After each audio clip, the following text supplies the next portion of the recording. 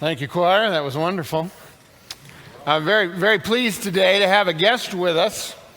This is Wayne Tingle. He is a real live missionary in the flesh. If you ever wondered what they look like, this is what they look like now. They have beards now, and there's a number of interesting indigenous things they've gone for. But we're glad to have Wayne with us here today.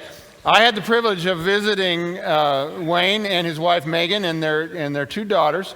I went with Pastor Delwyn to where he is currently serving, and he's doing a very interesting missionary work that we've partnered with a couple times, and Pastor Delwyn is working with as well, and Pastor Delwyn's going to lead a trip here coming up, but he was able to be in town today, so I want to give him a minute, tell you a little bit about where he is, a little bit about what they're doing, and about the visit we'll be making coming up. So tell us about it. Wow, thank you so much. And let me just say, I love coming back to Forest Lake. What an amazing job, right? Amen, huh? Oh man, my spirit feels so blessed every time I come.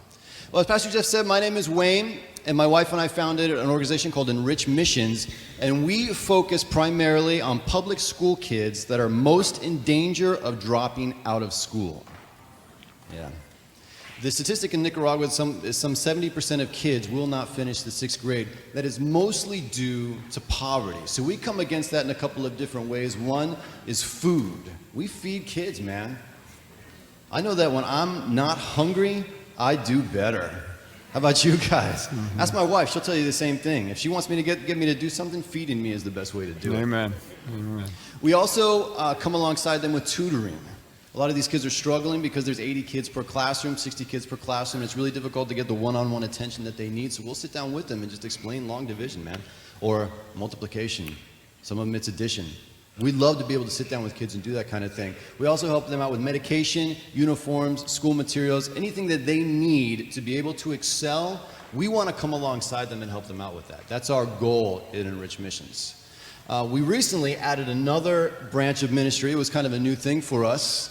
We were working with a local church called Abundant Life, and the pastor comes up to my wife and says, Doña Megan, do you think you guys could start a children's Bible program? Now, we're not specifically a children's Bible program ministry. You know, we educate kids in public school. So Megan says, well, you know, let me think about that. Let me pray about it, talk to my husband, and you know, we'll get back with you. And he says, okay, gracias. So she comes back, and we talked about it a little bit. We're praying about it. The next day, we get a call from a pastor who says, hey, Megan, I don't know, I know we haven't really talked a lot lately. I don't know if you can use this, but I just got a ton of biblical curriculum for kids that I'm trying to give away. If you guys need it, just come on by. So we always want to do what the Lord wants us to do, amen? So we said, yes, Pastor, we're going to start this children's curriculum, and we're happy to do it, and we have all the materials. Come on, make some noise. That's amazing news. That's God moving in our lives. So that's the story, but there's always the story behind the story, right? There's always the story that's kind of in between the lines, and I'm going to share a little bit about that. Everybody say mal creído. Mal creído, yeah. That's a word that we try to not use, so don't say it anymore. I set you up for that one. Mal creído means poorly made. And we first heard it in this context. A mother was dropping her son off, and she said, oye, portate bien, which means behave. And then she looked at Megan, and she says, don't worry about him. He's mal creído. He's been poorly made. That broke our hearts. How many of you know when you speak a lie enough, it will become a truth? That's Satan's way of twisting our lives around. So when we minister to kids, when we sit down with them and we give them chicken soup or chicken pot pie, we do a lot of chicken, beef stroganoff, or we're tutoring them, or we're just hanging out with them, just loving on them, what we're really saying is you have value. We value you. God values you. And we want you to value yourself. Amen? Well, on November 27th is a Sunday after Thanksgiving. I'm here today to personally invite you, all of you, to come on this mission trip with Delwyn. You better hope they don't all come. It'd be a big blessing. Yeah. We run work trips, which means that we're working. I'm building a kitchen right now to help push this nutrition program through. Your trip is the last trip of the year, so I need to finish out this construction with you guys. The other half of the trip is working with the kids, cooking food, tutoring kids, Bible program, all the kind of stuff that Megan normally handles. She would be here telling you about it, but she's in Nicaragua wishing she was here. Everybody say hi to Megan on the live Facebook thing. Yeah.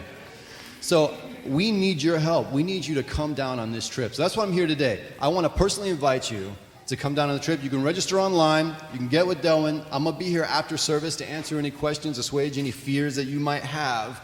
But everybody is qualified to make somebody feel valued. Amen? Amen. All right. Thank you so much. Amen.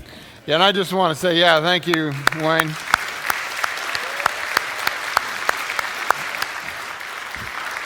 I just want to add to it, what I like about what they're doing here is this is a mission that's focusing on three things that I think are very important to this congregation. One is children.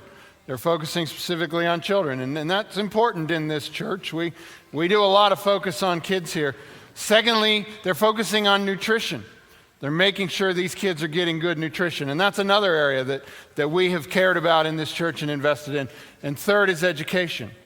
They're focused on education. So I see this ministry as one that overlaps extremely well with what we do as a church and some of the things we care about at a very deep level. And what I appreciate about it is they're trying to help these kids get through the process that they have so that the next generation does not live in that same poverty that they're stuck in and that they can't seem to get out of. Now, he showed a bunch of nice pictures here, but I got to tell you, he kind of cleaned them up because those pictures make it look like it's pretty nice, but it's not really all that nice.